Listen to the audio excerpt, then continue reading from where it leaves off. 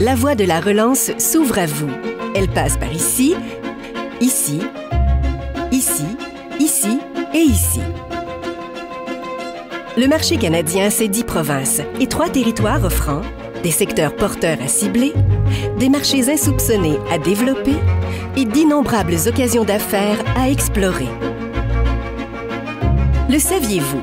La valeur des exportations québécoises de biens et services à destination des autres provinces et territoires du Canada est évaluée à plus de 80 milliards de dollars. Cela représente près de 40 % de la valeur totale de nos exportations et 17 % du PIB de la province. Saviez-vous aussi que le marché canadien représente le deuxième marché d'exportation de biens du Québec dans le monde, après celui des États-Unis? Et que la valeur du commerce interprovincial de biens du Québec est 4 fois plus élevée que celle avec la Chine? La voie de la relance passe par le commerce interprovincial. D'autant que, grâce à l'accord de libre-échange canadien, vous avez accès à un marché ouvert, stable et fiable, doté d'un environnement d'affaires similaire. La relance passe aussi par l'appui concret du gouvernement du Québec et de ses partenaires. Tous font équipe avec vous pour propulser votre stratégie de développement sur le marché canadien. Enfin, s'ouvrir au commerce interprovincial, c'est créer de la richesse pour l'ensemble des régions du Québec. Plus que jamais, le Canada est un marché sans frontières qui vous ouvre la voie à un monde d'occasions d'affaires.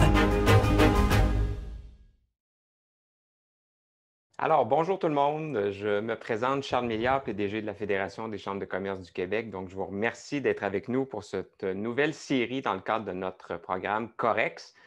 Je remercie d'ailleurs notre partenaire principal BMO. Il y a Claude Gagnon qui est là, président BMO Groupe Financier Québec, donc qui fera le mot de clôture. Alors, merci à BMO encore une fois d'être avec nous. Aujourd'hui, je suis fier de lancer donc avec nos prestigieux invités. On a tout un line-up, comme on dit, aujourd'hui pour vous.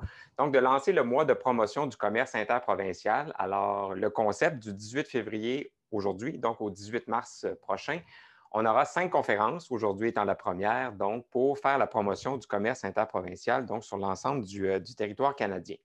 Donc, les 4 prochaines conférences, et je vous rappellerai les dates à la fin, seront des conférences davantage sur certains thèmes, certains secteurs d'activité précis. Et aujourd'hui, on met vraiment la table de façon globale avec, comme je vous disais, là, une panoplie de gens qui vont vous parler de l'ensemble du territoire canadien d'un point de vue économique.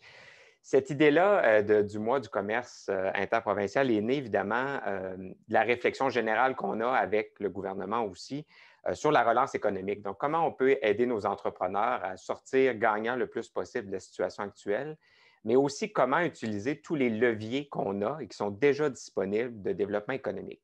Alors, bien sûr, il y a l'achat local et on en fait à juste titre beaucoup mention dans les médias ces temps-ci. Il y a aussi les accords internationaux qui sont toujours là, hein, qu'on pense à l'accord avec le Mexique, les États-Unis, celui avec l'Union européenne, les autres qui sont en négociation en ce moment avec le Mercosur, avec le Royaume-Uni. Mais il ne faut pas oublier aussi le commerce, donc, sur l'ensemble du territoire canadien, donc le commerce interprovincial. Et si je me permets 15 secondes d'histoire pour ceux qui aiment ça, comme moi peut-être, vous vous rappellerez que l'idée au début du Canada, c'était justement d'avoir une mise en commun de plein de nations pour faire du commerce ensemble. Donc, c'était une certaine forme à l'époque déjà de commerce international. Et en créant le Canada, bien évidemment, on s'est doté de programmes communs, on a pu partager nos biens, nos ressources, plusieurs éléments aussi évidemment sociaux.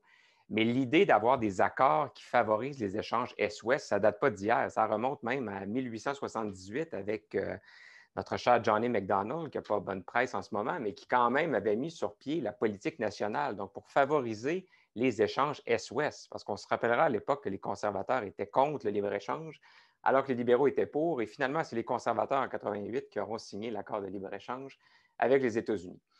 Tout ça pour vous dire que pendant qu'il y avait tous ces débats politiques-là, bien, il y a des entrepreneurs partout au Canada qui ont tissé des liens ensemble, et avec les accords qui sont disponibles et qui maintenant s'appellent l'accord de libre-échange canadien, on a toute cette possibilité-là qui existe, mais qui demeure, je pense, largement sous-utilisée.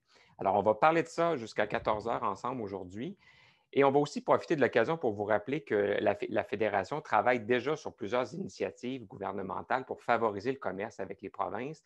Et je pense entre autres au rendez-vous Acadie Québec, qui existe depuis déjà un certain nombre d'années, qui aura sa 8e édition cette année, les 22 et 23 septembre prochains. On l'espère en présentiel à Rivière-du-Loup. Et lors de cet événement-là, Un autre exemple de la collaboration avec le gouvernement du Québec et celui du Nouveau-Brunswick, on remettra donc des prix d'innovation et de commercialisation pour des entreprises qui favorisent justement le commerce entre le Québec et le Nouveau-Brunswick et le reste des provinces atlantiques dans ce cas-ci. Alors, façon d'imager un peu finalement l'ensemble des opportunités qui existent pour les entreprises québécoises en ce moment. Avant de passer au principal sujet, je mentionne nos partenaires parce que c'est un événement qui a demandé beaucoup de préparation. Alors, je remercie sincèrement Investissement Québec, qui est représenté aujourd'hui, entre autres, avec M. Hubert Bolduc, qui est président de IQ International, le gouvernement du Québec, Commerce international Québec et le réseau des ORPEX. Je remercie tous mes amis du réseau des chambres de commerce du Québec. Donc, il y en a plusieurs dizaines qui sont sur la ligne aujourd'hui, des 4 coins du Québec. Et nos partenaires réguliers de Corex, donc BMO Groupe Financier, Exportation et Développement Canada, Terrien Couture Jolicoeur, Investissement Québec CRIC et Mercadex International.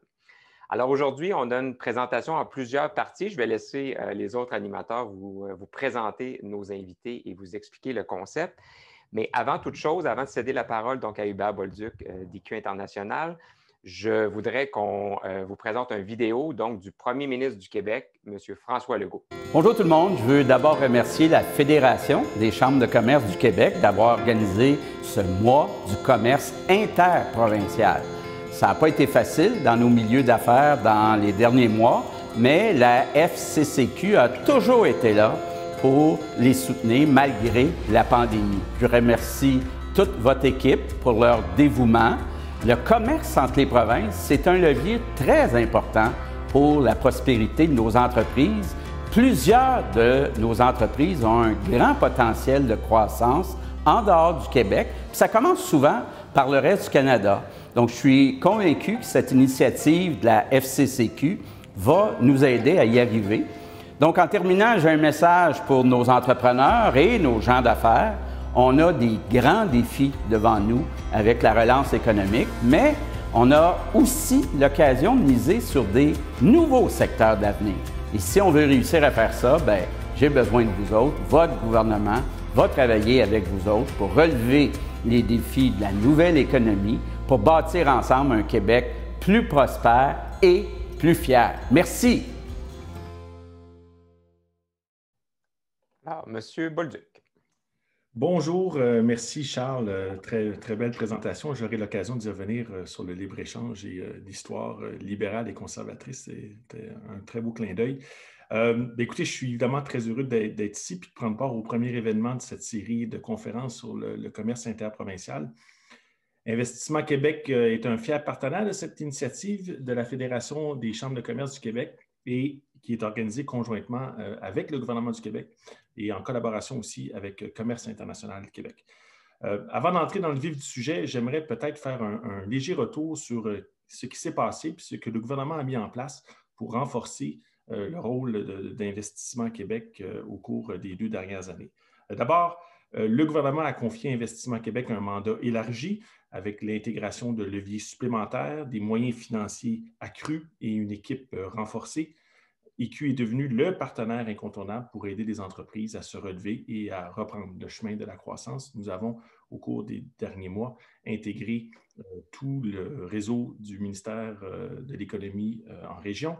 On a intégré aussi toutes les personnes présentes au sein du CRIC et on a aussi intégré les gens d'Export Québec. Donc, une organisation qui, somme toute, a doublé en termes de ressources humaines au cours des derniers mois. Son mandat à l'international s'est vu bonifié avec l'intégration de l'équipe d'Export Québec à celle d'Investissement Québec International, qui est une nouvelle division d'Investissement Québec.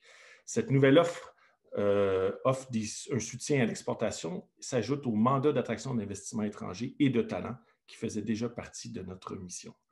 Plus spécifiquement, sur le plan des exportations, l'équipe d'Investissement Québec International devient le guichet central des entreprises. Son rôle est de vous aider à prendre de meilleures décisions stratégiques et à réussir la mise en œuvre de vos projets sur les marchés hors Québec, soit par de l'accompagnement personnalisé, soit aussi par des aides financières. J'aurai l'occasion d'y revenir. Cette équipe vous offre un accompagnement personnalisé sur le terrain avec des équipes au Québec et dans le réseau des bureaux du Québec à l'étranger et au Canada en vous accompagnant de façon personnalisée afin d'avoir de l'impact.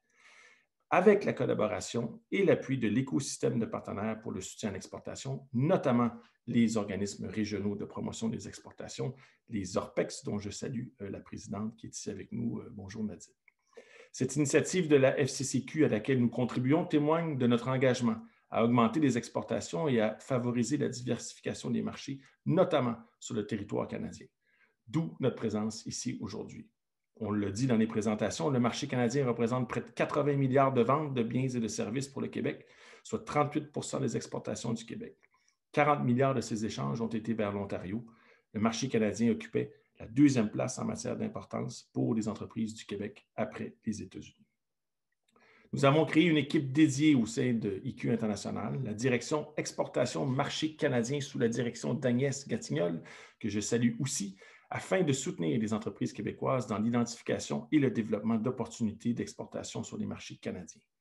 Cette équipe travaille en étroite collaboration et en complémentarité avec les équipes économiques des représentations du Québec au Canada, que vous aurez l'occasion de rencontrer tout au long des événements du mois du commerce interprovincial, notamment le Bureau du Québec dans les provinces atlantiques, le Bureau du Québec à Toronto et le Bureau du Québec à Ottawa, ainsi qu'une ou deux antennes.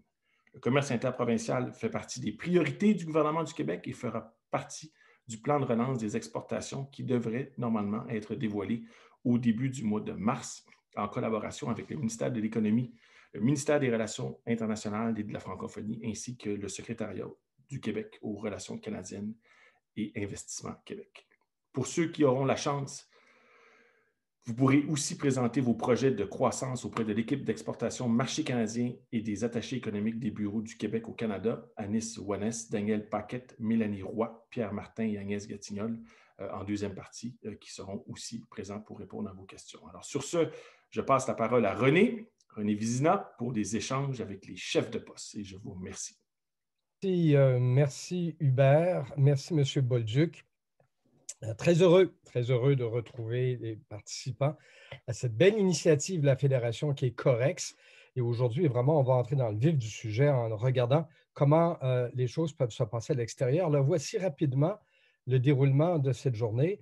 Dans quelques instants, j'aurai l'occasion de vous présenter 3 chefs de poste du Québec dans l'espace canadien. Suivra une présentation sur l'accord de libre-échange canadien avec Mme Marie-André Marquis, puis une présentation de Commerce international Québec avec Mme Nadine Brassard. Et il y aura des témoignages d'entreprises qui nous permettront de mieux voir, de concrétiser cette expérience d'entreprises déjà actives sur le marché canadien. Et entre-temps, à quelques occasions, on aura quelques minutes, vous, les participants, pour échanger avec ces personnes qui, à différents égards, permettent d'imaginer comment ça peut se dérouler sur le marché canadien. Mais sans plus tarder, je vous présente Mme Maude André Lefebvre, qui est chef de poste du Bureau du Québec dans les provinces atlantiques, M. Mario Lavoie, qui est chef de poste du Bureau du Québec à Ottawa, mais on va d'abord commencer par écouter et entendre Mme Catherine Tadros, qui est chef de poste du Bureau du Québec à Toronto. Mme Tadros, à vous la parole. Merci beaucoup, M. Vézina. C'est un grand plaisir pour moi d'être avec vous aujourd'hui pour parler du commerce interprovincial en ces temps exceptionnels de pandémie, on le sait tous. Nous avons vu durant les dernières années qu'il existe des risques associés à la mondialisation des chaînes d'approvisionnement et aussi à dépendre des marchés étrangers. C'est une situation qui incite bien des entreprises à revenir à une production plus locale. On pense notamment au secteur comme le transport ou la santé, et à vendre aussi dans des marchés locaux à l'intérieur de nos frontières. Donc, le Canada offre plus que jamais d'excellentes opportunités d'affaires et je vais essayer en moins de 10 minutes, ça va être un défi pour moi, de vous donner un bref aperçu non seulement du Bureau du Québec à Toronto, mais aussi faire un survol de certains marchés particulièrement porteurs, mais tout ça dans le but d'éventuellement pouvoir accompagner les entreprises qui sont avec nous aujourd'hui dans une approche plus personnalisée d'accompagnement sur nos territoires. Donc, sur ce, je vais partager mon écran.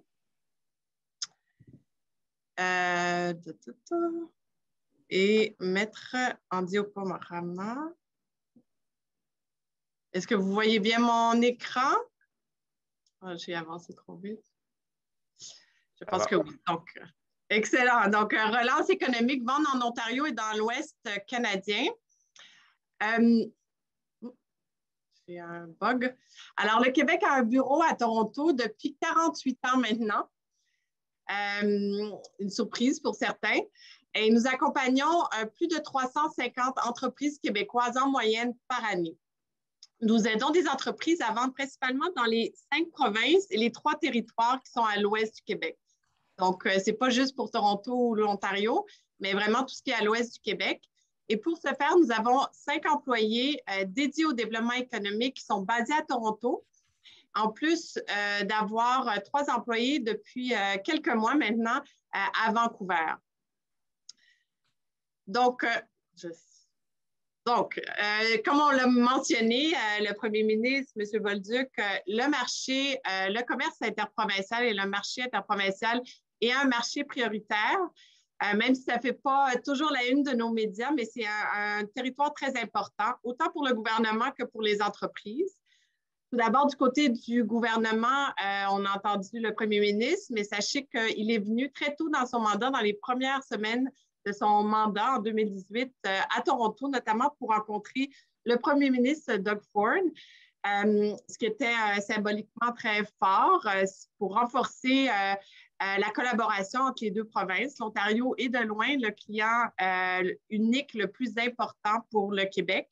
Et durant cette rencontre, ils se sont entendus pour augmenter les exportations entre les 2 provinces. Donc, non seulement c'est important, mais il y a vraiment une volonté d'augmenter les exportations de part et d'autre.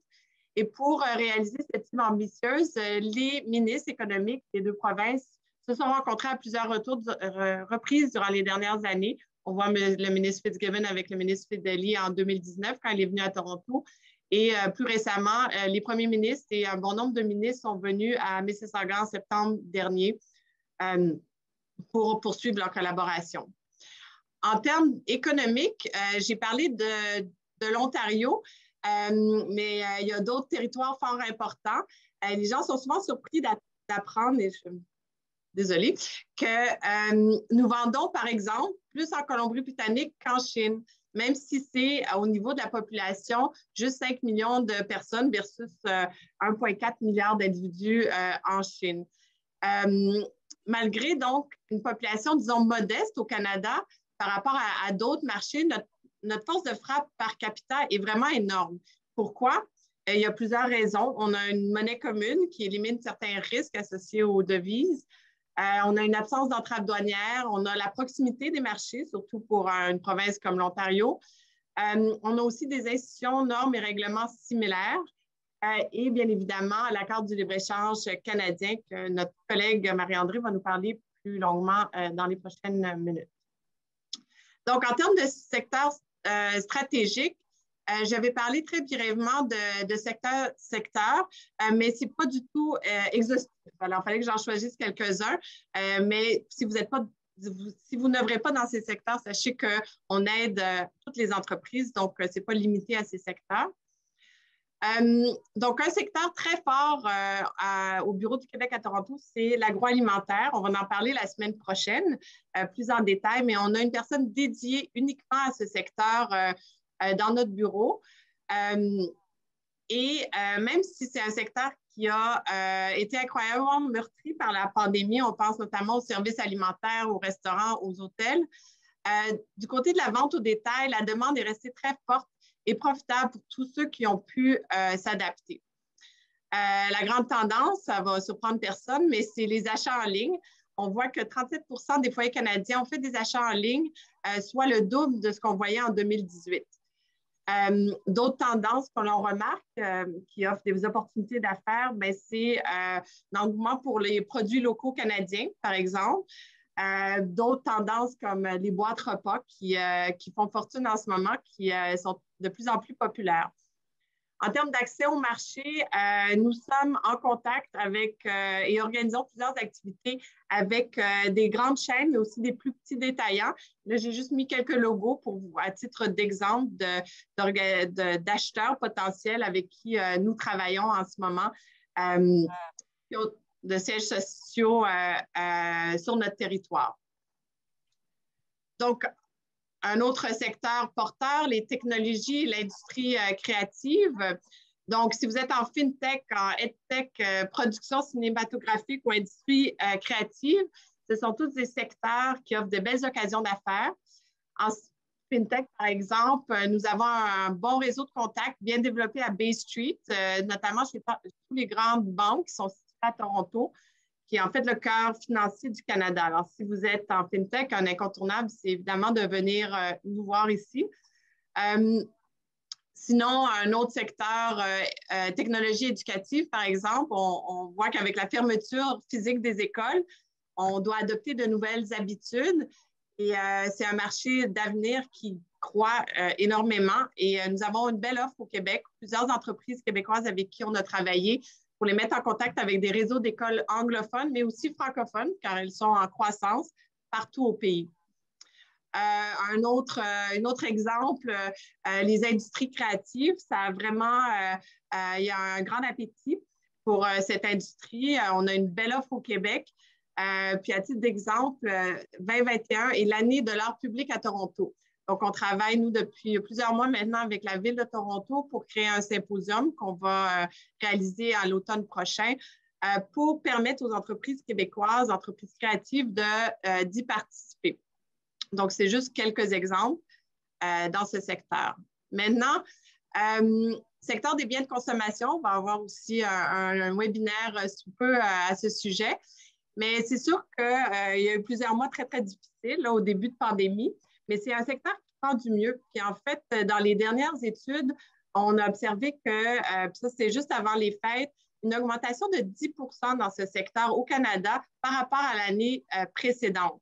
Donc, il y a certainement beaucoup d'opportunités. Et évidemment, ceux qui, un peu comme pour l'agroalimentaire, qui peuvent offrir leurs produits en ligne, sont ceux qui vont le mieux s'en sortir. Et ça inclut aussi les grands détaillants qui peuvent faire ce pivot vers le marché en ligne. Donc, il faut savoir qu'en Ontario, c'est la province avec les plus grandes concentrations de sièges sociaux. Et nous sommes en contact avec beaucoup de grands acheteurs et nous organisons plusieurs activités pour mettre nos entreprises québécoises en lien avec les bons acheteurs, que ce soit dans des sous-secteurs très nichés comme les produits animaliers, comme encore la quincaillerie ou des produits vendus en pharmacie comme à Shoppers Drug Mart, par exemple. Transport. Alors, aussi, un sujet qui mérite un peu plus de temps, car c'est un secteur très complexe et où la COVID a eu un impact assez dévastateur pour certains, mais qui fait naître des opportunités d'affaires. En termes d'exemple, pas plus tard que la semaine dernière, le gouvernement fédéral a annoncé des investissements majeurs dans les transports en commun. Et il y a beaucoup de méga projets qui se passent dans plusieurs villes, que ce soit Toronto, Calgary et Vancouver. Ont des fois été annoncés un peu avant la pandémie ou durant la pandémie, mais peu importe, ils vont contribuer à la relance économique du pays. Ça, c'est certain. Maintenant, pour d'autres secteurs, comme l'aérospatiale, il y a des nouveaux besoins qui vont apparaître. Les appareils devront être recertifiés et le personnel réentraîné avant qu'on puisse redéployer les avions dans les airs comme on le faisait avant la pandémie. Et ceci va représenter une belle opportunité pour des entreprises comme les centres d'entretien d'appareils et les services de formation.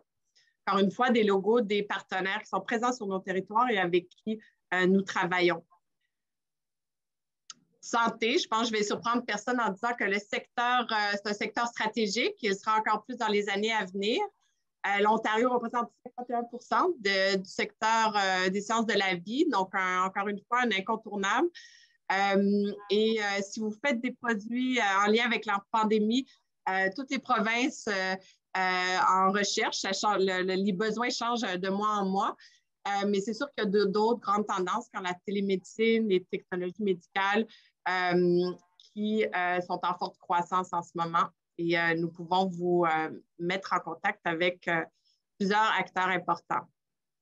Je ne peux pas passer à côté de parler de l'énergie et de l'environnement, surtout pour nos provinces à l'ouest. Le pétrole, le gaz, l'exploitation minière est l'industrie la plus importante en Alberta et en Saskatchewan. Et plusieurs compagnies québécoises sont très actives dans cette industrie, notamment au niveau des technologies propres.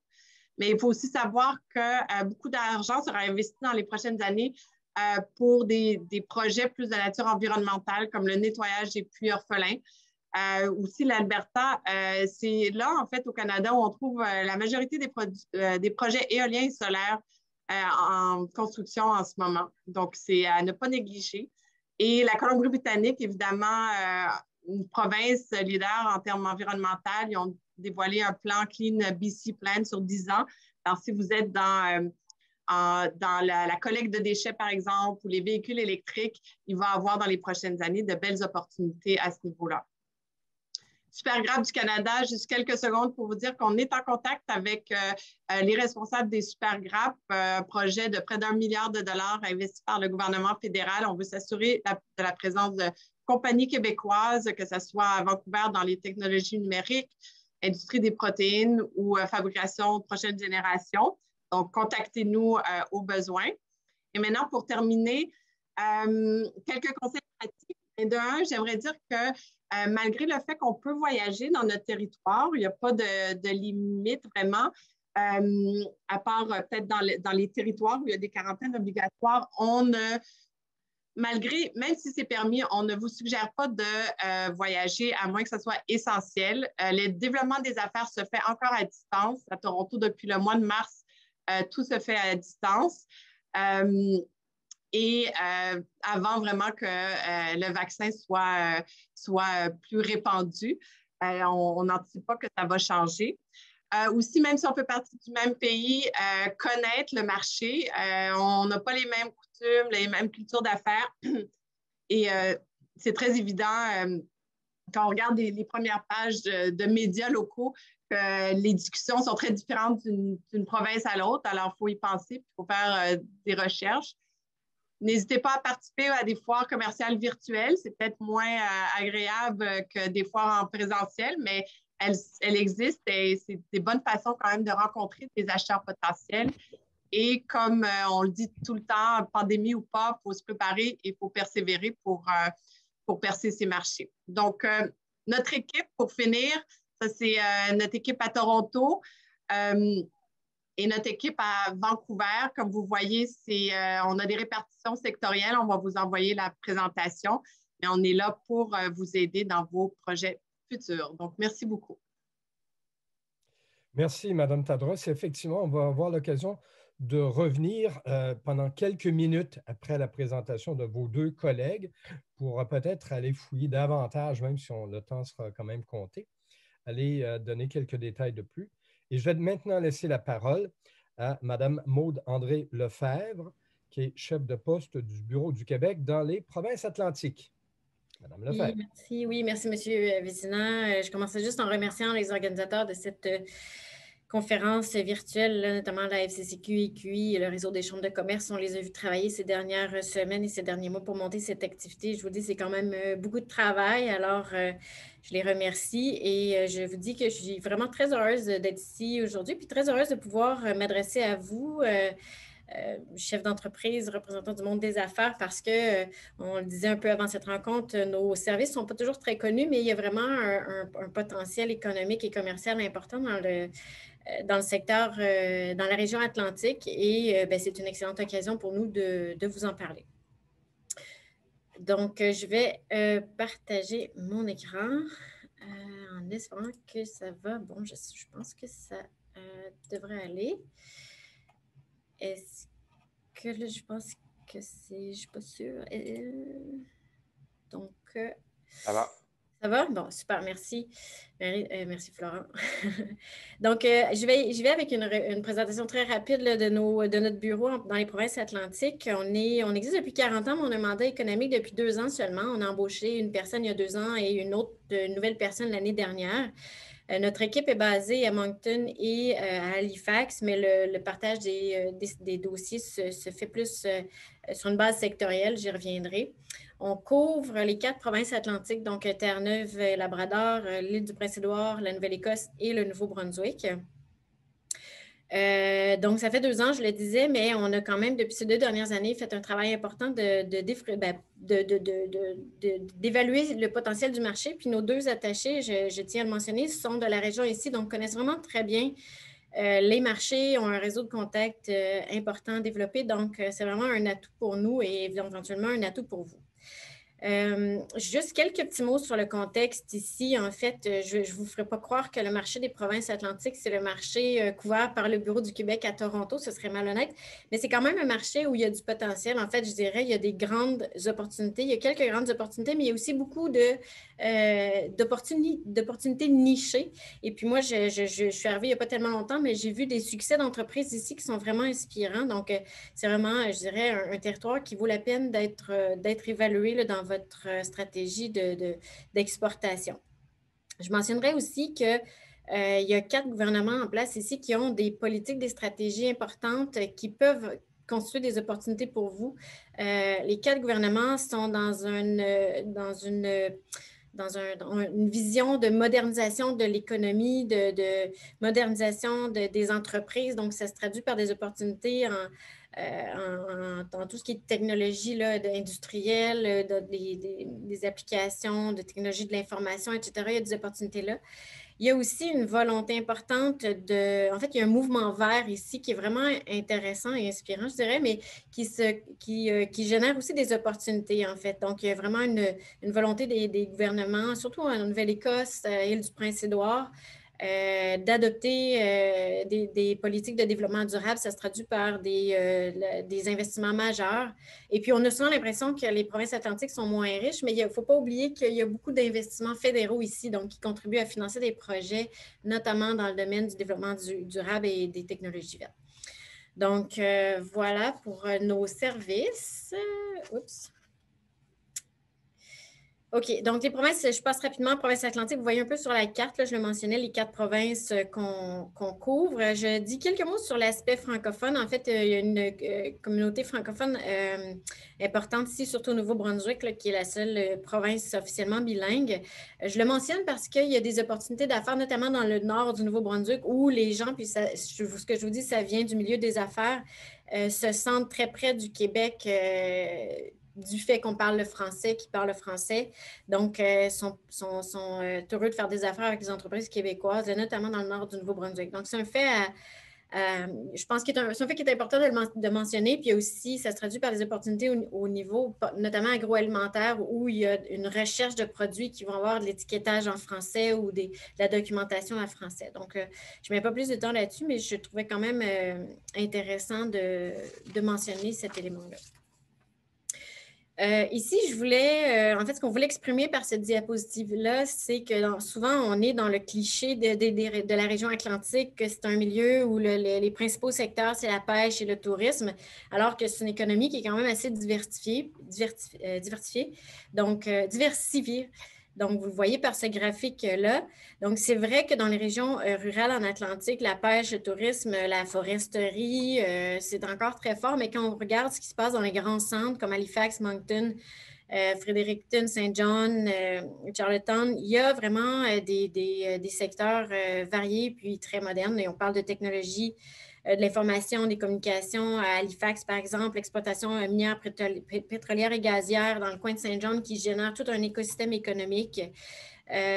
Donc, puis, si on prend juste Irving Oil là, dans le coin de Saint John, c'est la plus grande raffinerie au Canada. Autour de ça gravite, comme je le disais, un écosystème d'entreprises qui ont des besoins, donc qui peuvent se traduire par des opportunités pour les entreprises québécoises. Le port de Saint John, c'est 26 millions de tonnes métriques de cargo qui sont passées par là l'année dernière. Et puis là, il y a une annonce, là, il y en a peut-être qui l'ont vu, de Hapag-Lloyd pour un service de cargo. Il y a des investissements de 200 millions pour doubler la capacité d'accueil de ce port-là. Donc, encore une fois, il va y avoir des besoins. Il y a des entreprises de transport très importantes ici, D&Ross, Midland. Donc, voilà, en Nouvelle-Écosse, c'est 300 entreprises qui sont actives dans le secteur des océans. 35 d'investissement en R&D du secteur privé qui va vers les technologies de l'information et des communications. Donc, et puis, il y a tout le secteur de la défense navale et aérienne, là, donc je reparlerai, qui sont importants. Puis, le nouveau premier ministre de la Nouvelle-Écosse, qui vient juste d'être élu, a annoncé 80 millions d'investissements dans les technologies propres. Donc, vraiment, là, il faut sortir des clichés là, quand on pense à la région atlantique. Ici, je voulais juste, ce qu'on voulait exprimer par cette diapositive ici, c'est qu'en fait, il y a des parts de marché à aller chercher. En fait, quand on regarde les importations des provinces atlantiques, c'est 49,2 milliards.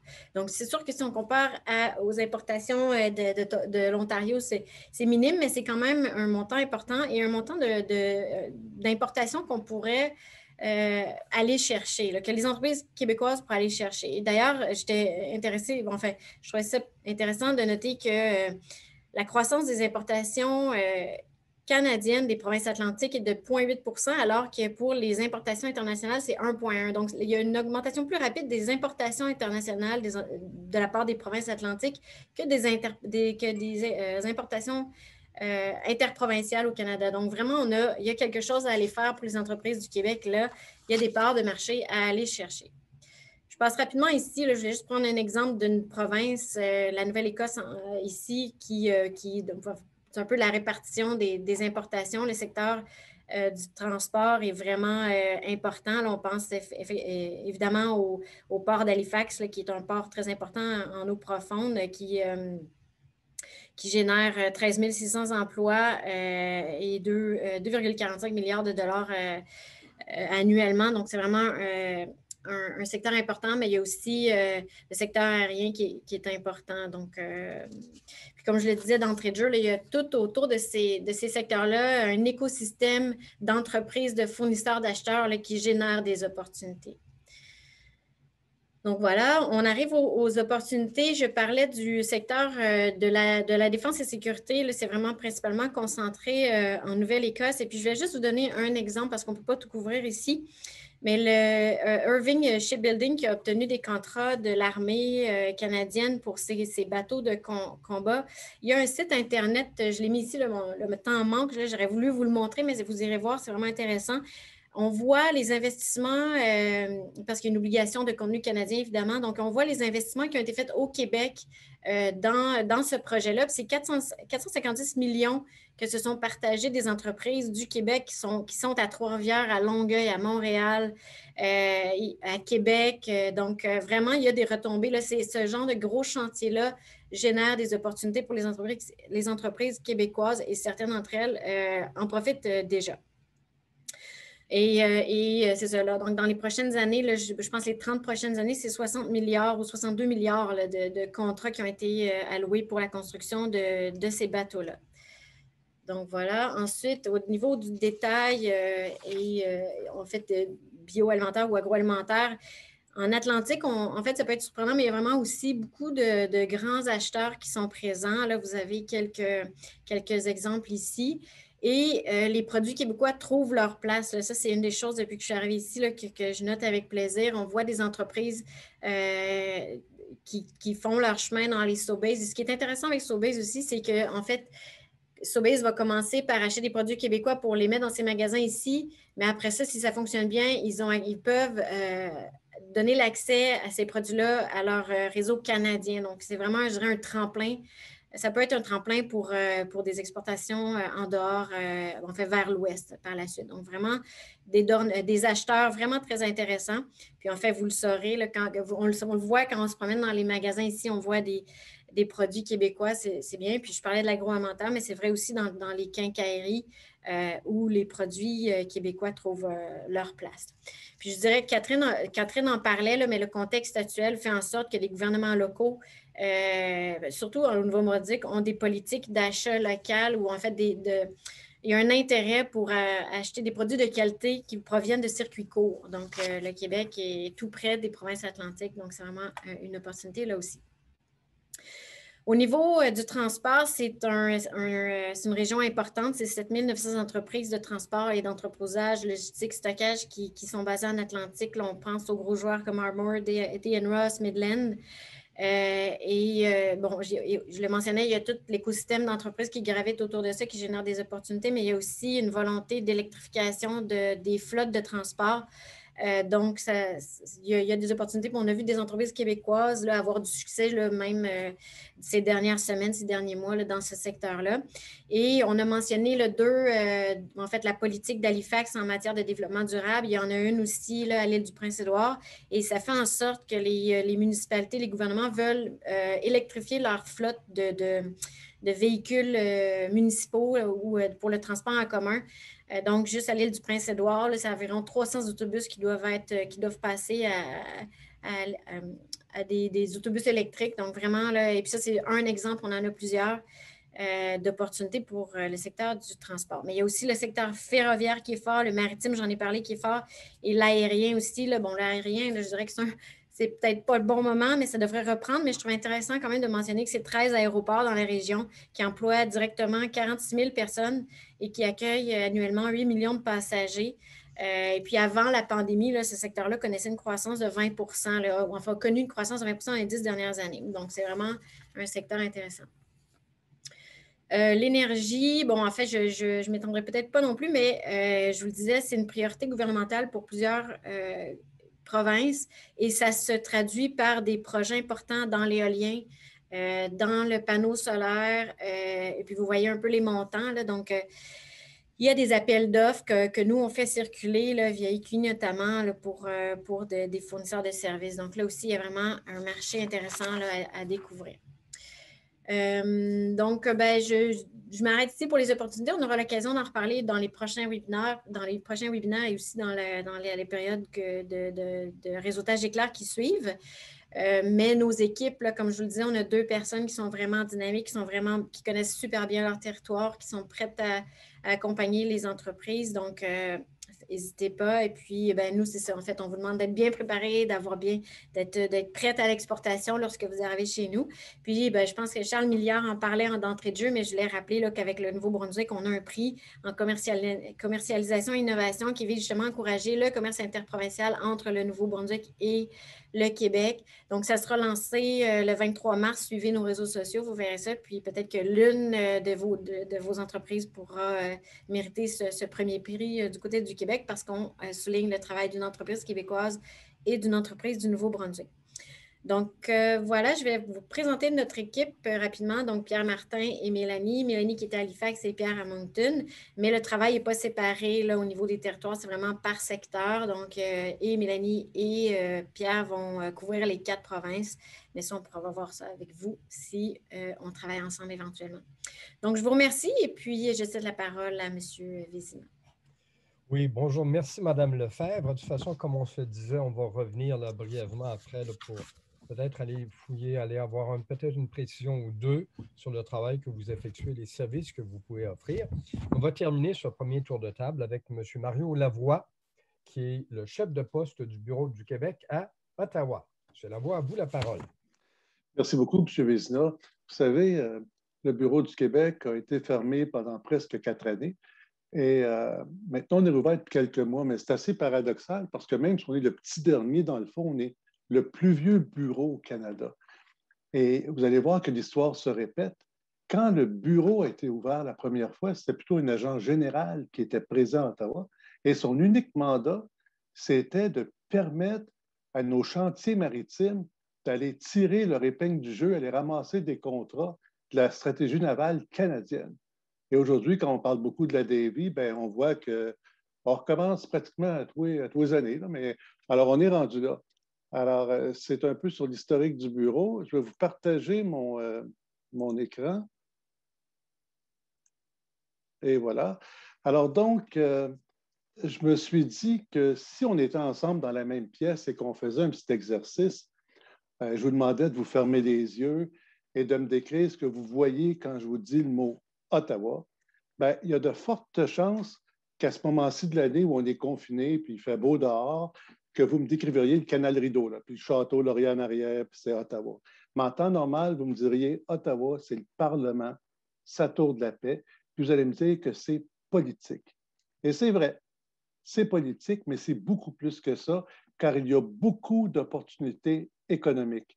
Nous sommes au cœur de la capitale fédérale et nous avons plusieurs mandats.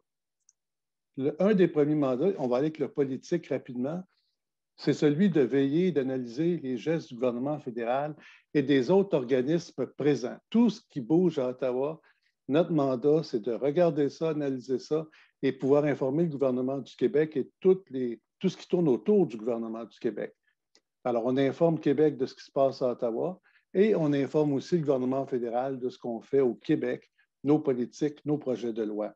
C'est également le mandat clé d'établir un réseau des amis du Québec à Ottawa, un réseau de contacts avec les parlementaires, les conseillers politiques, les associations professionnelles, les journalistes, évidemment les fonctionnaires. Bref, vous aurez compris, tout ce qui tourne autour de la colline parlementaire, on est là.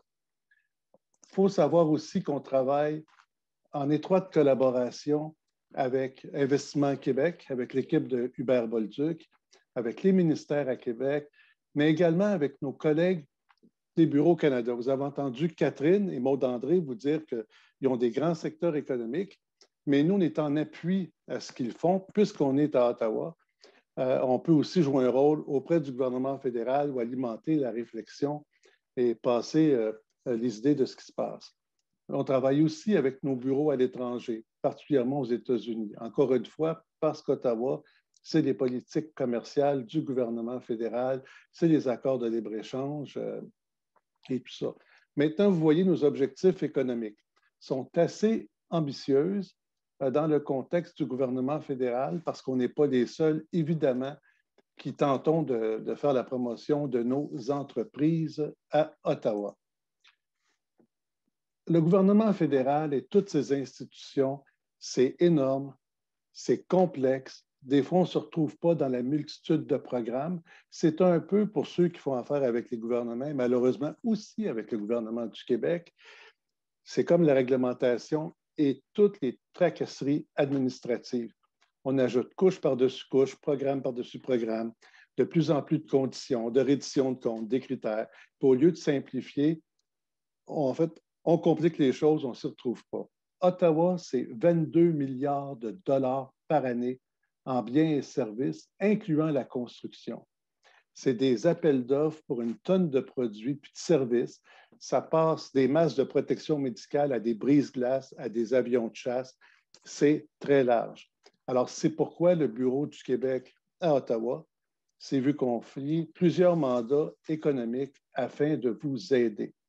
Tout d'abord, on développe une expertise, une pratique de marché public et on développe notre réseau de contacts auprès des donneurs d'ordre au sein du gouvernement fédéral pour être en mesure de vous aider et de vous alerter, de vous informer.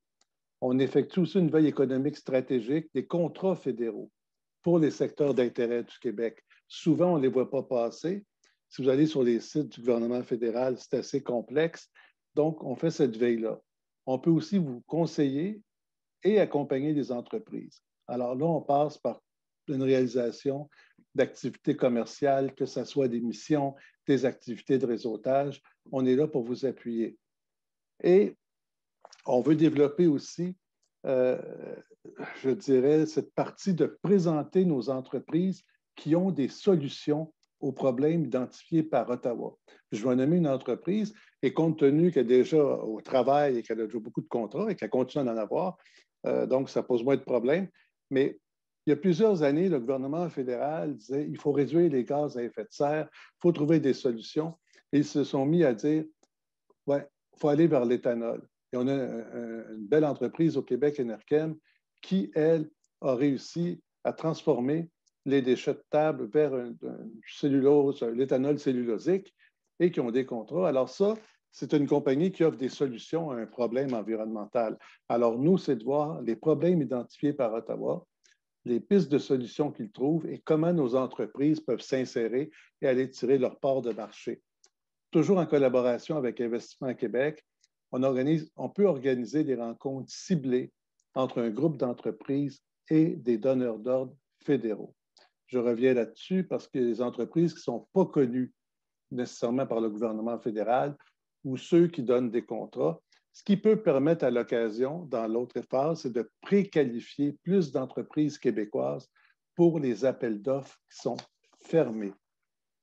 Un des derniers mandats, vous avez vu Convaincre et informer, c'est un mandat particulier au Bureau du Québec à Ottawa c'est de créer des liens et entretenir un réseau avec les attachés économiques des ambassades qui n'ont pas de consulat au Québec. Comme vous le savez, les consulats au Québec sont économiques, sont déjà connus du gouvernement, mais nous, on vise les ambassades qui n'ont pas vraiment de présence au Québec.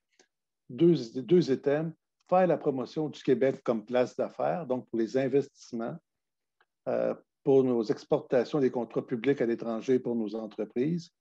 Et ça permet également d'être un peu un point de chute pour d'autres entreprises qui voudraient venir investir au Québec.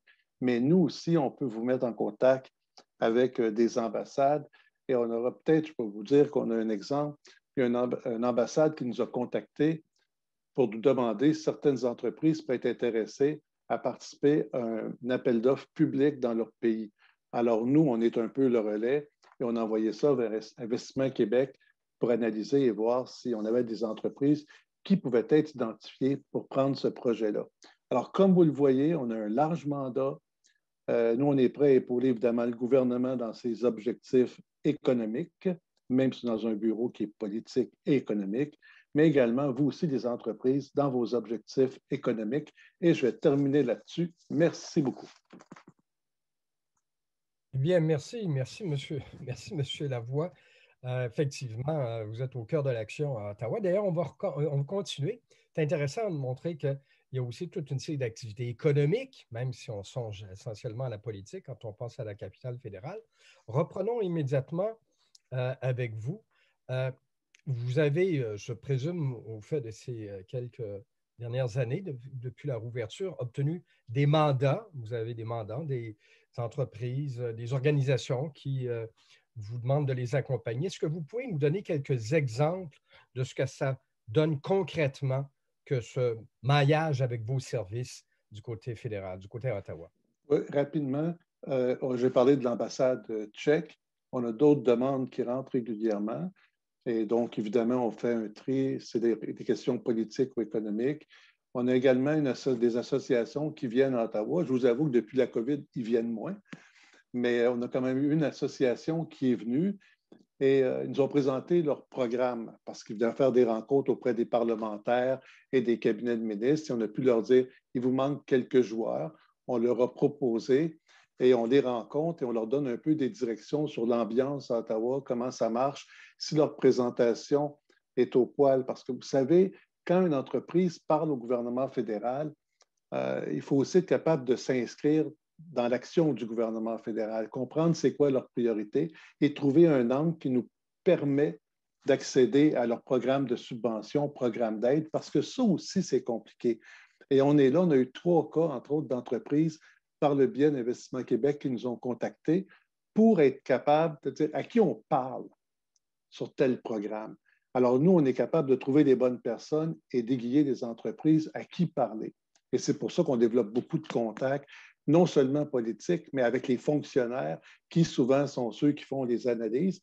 Et un dernier exemple, dans un cas d'une grande entreprise du Québec qui fait beaucoup de pression sur Ottawa pour des contrats, alors nous, on n'est pas avec eux dans les réunions d'entreprise, mais on a quand même des débriefings qui proviennent du gouvernement parce qu'on pose des questions. Lorsqu'on sait qu'il y a un grand enjeu, comment va le dossier? Où on fait des suivis. Et dans ce cas-là, on a de la rétro-information du gouvernement fédéral qu'on peut donner à l'entreprise aussi pour se repositionner ou corriger peut-être certaines faiblesses qui seraient perçues par Ottawa. Et brièvement, là, vous avez parlé de cette proximité. Évidemment, Ottawa, c'est de l'autre côté de la rivière. On a l'impression, et pas l'impression, c'est fondé, c'est des voisins. Est-ce que vous avez l'impression que ça peut être encore plus facile du fait de cette proximité d'établir des liens entre les entreprises d'ici et la capitale fédérale? Je vous dirais oui, mais je vais quand même mettre ici un petit bémol. Même si nous sommes dans la capitale fédérale, notre mandat est vraiment axé sur le gouvernement fédéral et nous sommes en appui pour la région de la capitale auprès de l'équipe de Toronto, parce que Toronto, c'est le bureau sur l'Ontario. Évidemment, ils ont l'Ouest aussi, comme Catherine l'a dit, mais tout ce qui est capitale fédérale, c'est l'Ontario, c'est Catherine, à moins qu'on soit en appui avec son équipe, parce que moi, dans mon équipe, je ne l'ai pas mentionné, il y a Benoît Lefebvre, notre attaché économique au bureau, qui est aussi travaille en collaboration avec ses collègues des autres bureaux. Mais notre bureau à nous, le mandat principal, c'est le gouvernement fédéral et ses organismes. Je viens de parler de proximité. Merci, M. Lavoie. On va faire un saut du côté des provinces atlantiques avec Maud André Lefebvre. Et il y a toujours la question, quand on s'investit dans un marché, appelons-le extérieur, même si c'est le marché canadien, ça va prendre combien de temps avant qu'on y trouve des retombées concrètes? D'après vous, on peut parler d'un horizon de combien de temps, combien d'années ou de mois, c'est vous qui préciserez, pour justement avoir les effets escomptés lorsqu'on fait affaire dans les provinces atlantiques et j'imagine en faisant route avec vos propres services. Oui.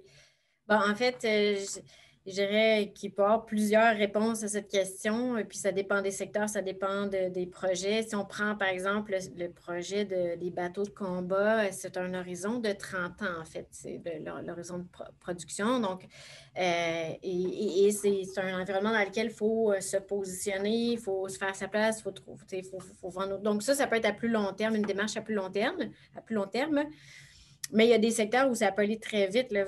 Moi, je suis arrivée ici en poste là, au mois de novembre et puis j'ai vu des entreprises avec qui on a commencé à travailler qui ont déjà vendu dans les épiceries ici leurs produits, là, notamment donc en agroalimentaire, ça peut aller relativement rapidement.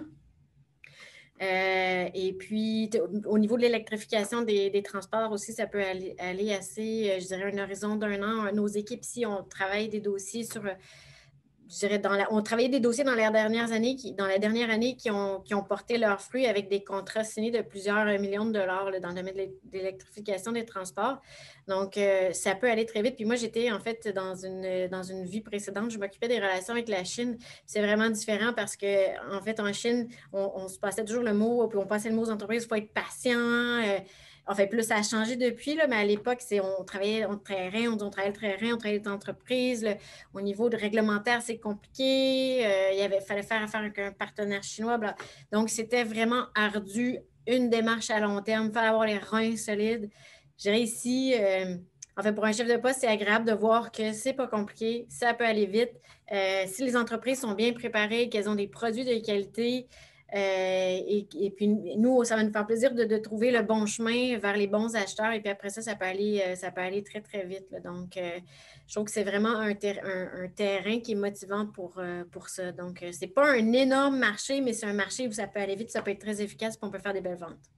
Et surtout, si on est bien préparé, comme vous venez de le dire, et qu'on a des alliés avec nous. Et le Bureau du Québec, avec vos gens, évidemment, c'est des alliés de pointe. Et on pourrait y revenir un peu plus tard.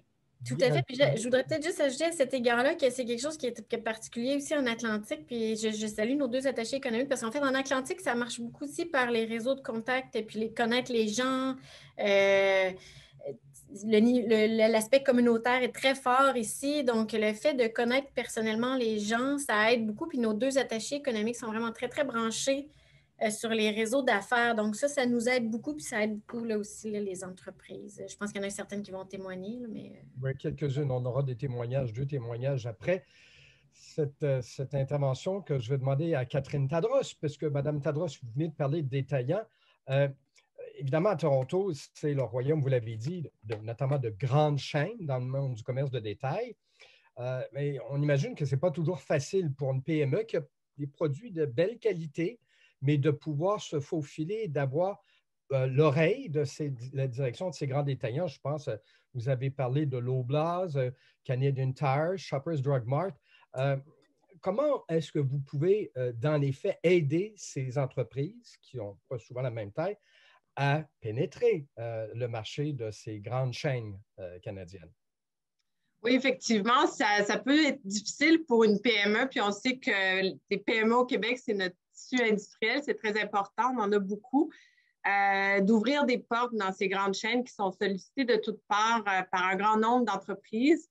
Nous, un des concepts qu'on met en place et qu'on développe aussi conjointement avec Investissement Québec International, c'est le concept de rencontre avec des acheteurs, en anglais des meet the buyer. Alors, on va nous approcher des grands acheteurs comme Shoppers, Canadian Tire, Home Hardware, etc., Costco, et leur dire, regarde, nous, on peut vous amener une masse critique d'entreprises, de petites entreprises innovantes qui vont répondre à vos besoins. On parle d'un groupe de 20 à 50 entreprises, peut-être du Québec, dépendamment du secteur et de l'acheteur. Et vous allez pouvoir les préqualifier, choisir ceux qui vous intéressent le plus. Et nous, ce qu'on demande en retour, c'est que ces entreprises rencontrent les bons acheteurs. Parce que ce n'est pas juste d'ouvrir la porte d'un Loblaws ou d'un Shoppers, mais tu veux parler à la bonne personne pour pouvoir vendre. Donc, tu veux parler à l'acheteur de ta catégorie de produits. Et habituellement, parce qu'on est capable de mobiliser, et c'est nos collègues là, à Montréal, chez Investissement Québec, qui font le recrutement. Alors, nous, on ouvre les portes au niveau des grands détaillants. Eux recrutent des groupes d'entreprises québécoises. Et là, on statue d'un moment où ces rencontres se font avec les bons acheteurs des bonnes catégories de produits. On le faisait avant la pandémie, puis on le fait dans d'autres bureaux du Québec aussi partout dans le monde. Mais c'est sûr que des marchés de proximité comme ça, c'est très intéressant parce qu'avant la pandémie, on demandait aux entreprises de venir sur notre territoire peut-être pour une journée. Donc, c'était vraiment court, mais c'était toujours très productif.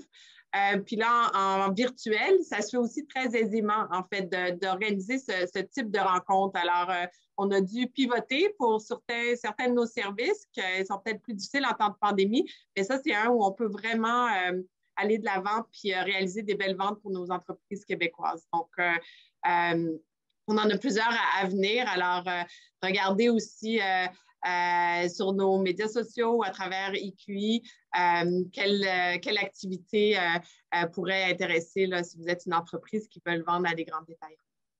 Et Mme Tadros et Lefebvre et M. Lavoie, merci beaucoup. Et je rends pour l'instant la parole à Charles Milliard. Charles? Merci beaucoup à vous quatre, effectivement. Écoutez, on a oublié de vous mentionner en début de rencontre, mais en fait, c'est comme ça depuis 1 an. Si vous avez des questions, n'hésitez pas à lever la main virtuellement ou à poser vos questions par écrit dans la section Q et R. Et pour l'instant, René, je n'en vois pas. Alors, comme on est sur notre horaire de temps, je proposerais peut-être qu'on poursuive tout de suite avec la présentation de Mme Marquis. Donc, Marie-André Marquis de la Direction générale de la politique commerciale du ministère de l'Économie et de l'Innovation. Elle est représentante du commerce extérieur. Madame Marquis. Oui, bonjour à tous. Très plaisir. C'est un grand plaisir pour moi d'être avec vous cet après-midi pour vous parler brièvement spécifiquement de l'accord de libre-échange canadien qui est, malgré le fait qu'il est signé maintenant, il conclut depuis quelques années, puis malgré l'importance qu'il occupe dans l'écosystème économique canadien, si on veut, qui est encore un accord assez méconnu.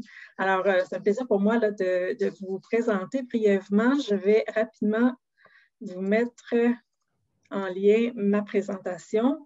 Donc, pourquoi un accord de libre-échange au Canada? Alors que c'est un pays, monnaie commune, aucune frontière. Pourquoi est-ce qu'on a besoin d'un accord de commerce? En fait, la réponse simple, c'est parce que le Canada est une fédération. En vertu de la Constitution canadienne, les provinces, chaque palier de gouvernement a des compétences et exerce ces compétences comme il le juge approprié. Et souvent, comme c'est un grand pays avec des intérêts diversifiés, eh bien, on se retrouve avec une série, une courte pointe de mesures, si on veut, qui, bien que ce ne soit pas l'objectif à l'origine, c'est rare qu'un gouvernement va volontairement introduire une mesure qui restreint le commerce, mais souvent, la résultante, c'est qu'il y a des frictions dans le commerce. Alors, l'ALEC, parce que je vais utiliser l'acronyme à partir de maintenant si ça ne vous dérange pas, l'ALEC, c'est essentiellement un contrat qui a été signé entre tous les gouvernements au Canada.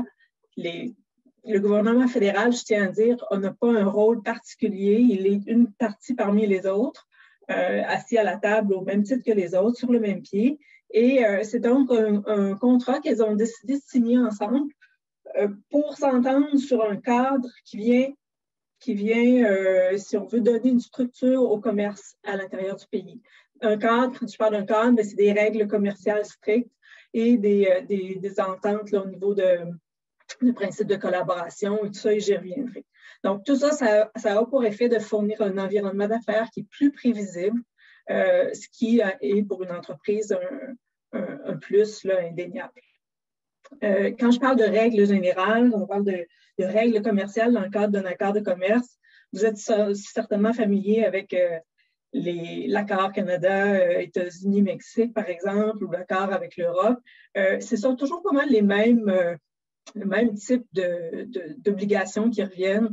L'obligation que je dirais qui est maîtresse au sein de l'accord de libre-échange, c'est l'équivalent de ce qu'on appelle le traitement national dans les accords internationaux, c'est-à-dire un gouvernement doit traiter les fournisseurs, les produits, les services qui viennent des autres parties de la même manière ou doit offrir un traitement au moins aussi favorable à ces produits-là qu'aux produits qu'il offre, qu'aux produits qui viennent de sa province. Donc, ce que ça vous assure, en bref, là, ce que ça vous assure pour vous, c'est que si un produit a le droit d'être vendu en Alberta, bien, votre produit équivalent a le droit d'être vendu aux mêmes conditions. Donc, le gouvernement ne peut pas venir vous imposer une restriction parce que vous venez de l'extérieur.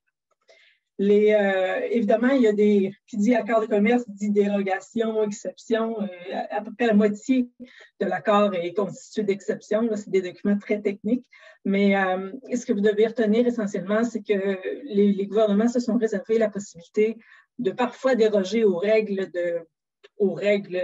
de libre marché, si on veut, pour satisfaire un objectif légitime, comme par exemple la protection de l'environnement, ou lorsqu'il y a des exceptions générales, c'est-à-dire qu'on a décidé que tous les gouvernements ensemble ont convenu que certains secteurs sont sensibles et qu'il ne devrait pas y avoir de libre marché pur, par exemple en matière de culture, où on permet au Québec, par exemple, d'avoir des mesures qui viennent restreindre le commerce, mais qui visent à protéger la culture au Québec. Il y a des exceptions spécifiques aussi qui sont inscrites à la LEC, et ça vient protéger des mesures qui, un gouvernement reconnaît qu'il fait un accroc, si on veut, au principe ou au grand principe de libre marché, mais il le fait pour protéger des intérêts qui sont les siens. Je vous donne un exemple. Au Québec, tout ce qui est restrictions en matière de vente de boissons alcooliques, monopole d'importation de la SAQ, monopole de vente de la SAQ et tout ça, ça fait partie des exceptions spécifiques que le Québec a inscrit à l'accord. En fait, je dirais l'avantage principal que la LEC apporte aux entreprises québécoises, c'est au niveau des marchés publics. C'est que les seuils au-delà duquel les gouvernements sont forcés d'aller en appel d'offres ouvert à l'ensemble des fournisseurs canadiens, les seuils qui sont inscrits à l'accord de libre-échange canadien sont beaucoup plus bas que les seuils qui sont inscrits dans les accords internationaux. Ça, ce que ça veut dire, c'est qu'il y a un volume beaucoup plus important de contrats qui, au Canada, sont pas nécessairement réservés, mais sont au moins accessibles aux fournisseurs canadiens. Si, par exemple, le ministère de la Santé de l'Ontario doit faire un achat pensons par exemple à des lits d'hôpitaux, il doit aller en appel d'offres ouvert à l'ensemble des fournisseurs canadiens dès que le contrat a une valeur de plus de 105 000 alors qu'il est obligé de l'ouvrir aux fournisseurs étrangers si le contrat est d'une valeur de 366 000 $. Donc, on n'est pas dans les mêmes, on n'est pas du tout dans les mêmes stratosphères. Alors, pour ça veut dire que donc, les fournisseurs québécois, vous avez accès à un volume important de marchés publics, de contrats publics partout au Canada. Les contrats publics, si c'est un intérêt pour vous, il y a une série de sites web qui existent où on peut aller consulter les offres. Et d'ici, ça c'est à suivre, là, mais d'ici septembre 2022, le gouvernement du Canada s'est engagé à créer un portail électronique unique où l'ensemble des appels d'offres de tous les gouvernements au Canada devrait être accessible. Donc ça va être un outil qui est vraiment qui va être très précieux. Au gouvernement du Québec, on est bon élève. Nous, on a déjà un site comme ça là, qui permet d'avoir accès à tous les appels d'offres et c'est des mines très intéressantes. Au-delà des obstacles, il y a en matière de commerce interprovincial, il y a ce qu'on appelle un obstacle strictement parlant au terme des accords de commerce, mais aussi des différences réglementaires. Ça, c'est pas techniquement parlant, c'est pas ce qui est considéré comme étant un obstacle, mais c'est sûr que ça nuit à la fluidité. du commerce. Et ça, c'est quand on parle de différence de normes, d'avoir à remplir un formulaire 2 fois, d'avoir toutes ces choses-là. Et dans le cadre de la LEC, les gouvernements se sont dit, ça, c'est pas le genre de choses absolument qui est traité dans les accords de commerce, mais à la LEC, on a créé ce qu'on appelle la table de conciliation et de coopération en matière de réglementation.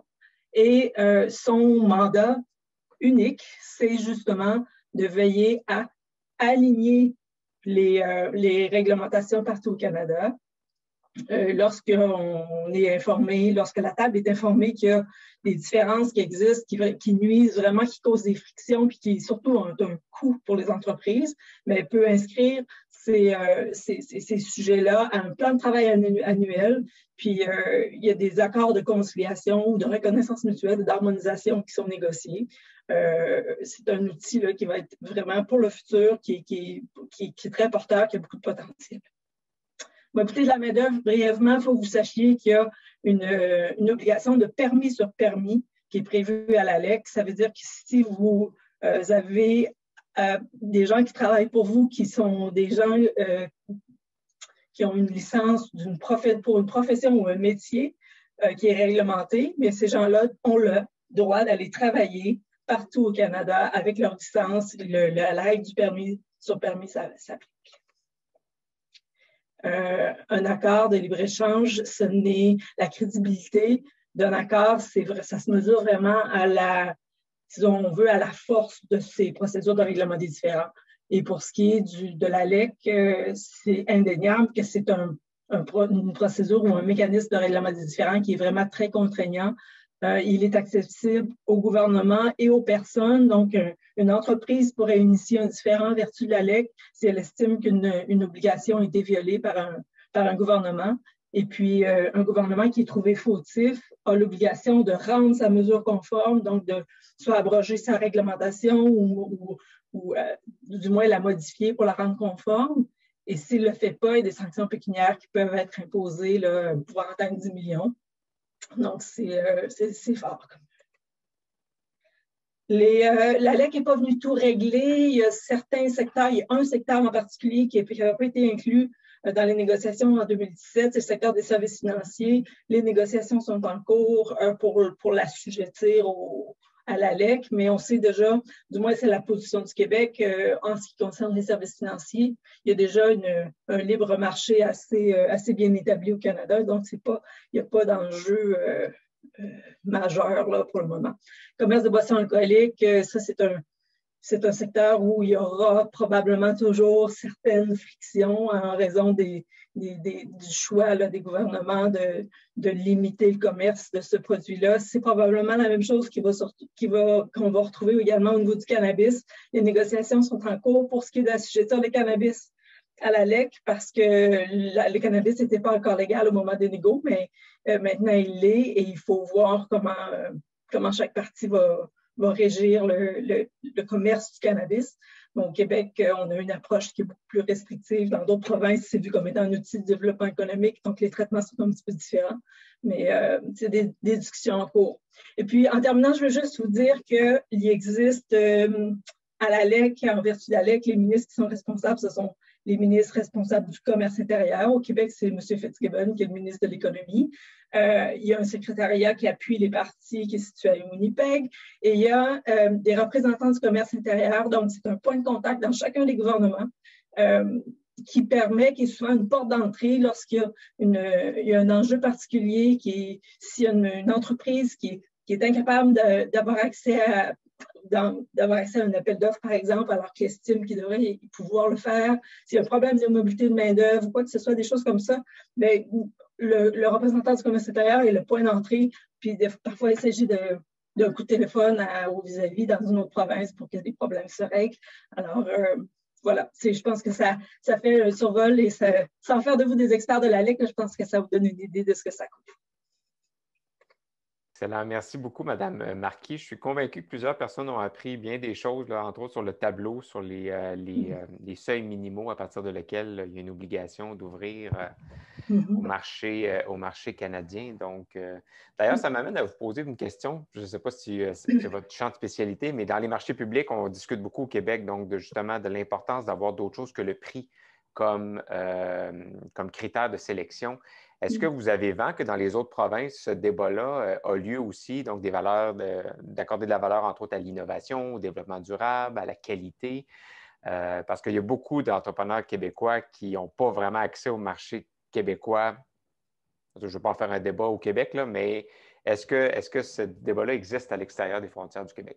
Oui, oui, tout à fait. Lors des négociations, il y a plusieurs provinces je pense que dans l'Ouest, en 2017, dans l'Ouest, c'était un débat qui faisait rage. Peut-être que ça arrive chez nous un peu plus tard, mais en effet, en fait, ce qui a été retenu pour les fins de l'accord, c'est simplement un gouvernement demeure libre d'imposer ou de fixer les spécifications qu'il juge utiles dans la mesure où il n'y a pas de discrimination qui est exercée. C'est-à-dire que si on dit qu'on met de l'avant un critère d'innovation, mais ce n'est pas une innovation locale, il faut que ce soit une innovation at large, là, donc accessible à l'ensemble des fournisseurs canadiens. Donc, c'est toujours l'aspect de ne pas discriminer par rapport aux autres. Parce que le local, c'est sûr que ça devient presque philosophique comme discussion, là, mais tout le monde voit du sens à encourager le local, mais dans une dynamique d'économie libéralisée. Mais si on veut pouvoir profiter d'un marché ailleurs, ben, c'est du donnant-donnant. Il faut aussi permettre l'accès au marché québécois. Alors, on ne peut pas avoir le beurre et l'argent du beurre. Voilà. Très bien résumé. Puis un des critères qu'on voit le plus apparaître dans les discussions, c'est la question de l'empreinte carbone aussi, donc de l'empreinte écologique du produit qui permet évidemment d'une façon autre de valoriser des produits qui seraient peut-être plus d'origine locale, évidemment, tout en étant conformes aux ententes nationales et internationales. On va poursuivre notre panorama avec Mme Nadine Brassard, donc, qui est présidente de Commerce International Québec, pour donc une dernière présentation avant l'échange avec nos entrepreneurs et René. Alors, Mme Brassard. Bien, bonjour à tous. Bien contente d'être parmi vous cet après-midi. C'est un bon défi de parler après tout, tous les interlocuteurs là, qui ont pris parole lors de cette heure de midi. Moi, ça m'impressionne toujours autant de voir vraiment tout l'écosystème qui est en place pour pouvoir supporter les entreprises à l'exportation et dans leur démarche hors Québec. Merci beaucoup à la FCCQ pour l'organisation de l'activité ainsi que tous les partenaires, là, le gouvernement du Québec, Investissement Québec aussi. Et merci de nous avoir invités à participer à cet événement sur le commerce interprovincial. Pour ce qui est des entreprises, si vous êtes ici aujourd'hui, c'est clairement parce que l'exportation, ça devient important pour votre croissance d'entreprise. Je vais essayer de vous résumer de façon brève et concise qu'est-ce que les ORPEX peuvent faire pour vous. D'abord, qu'est-ce que c'est? Commerce international Québec. Commerce international Québec, c'est le réseau des organismes régionaux de promotion des exportations, qu'on appelle plus communément les ORPEX. Vous ne connaissez peut-être pas le mot ORPEX, mais vous reconnaîtrez certainement dans la map qui est à l'écran un des organismes qui est situé sur votre territoire. Donc, ce que vous pouvez voir sur la map, c'est que vraiment des ORPEX, des organisations, il y en a dans tous les territoires du Québec. Ça fait plus de 20 ans que les ORPEX travaillent pour aider les entreprises à exporter.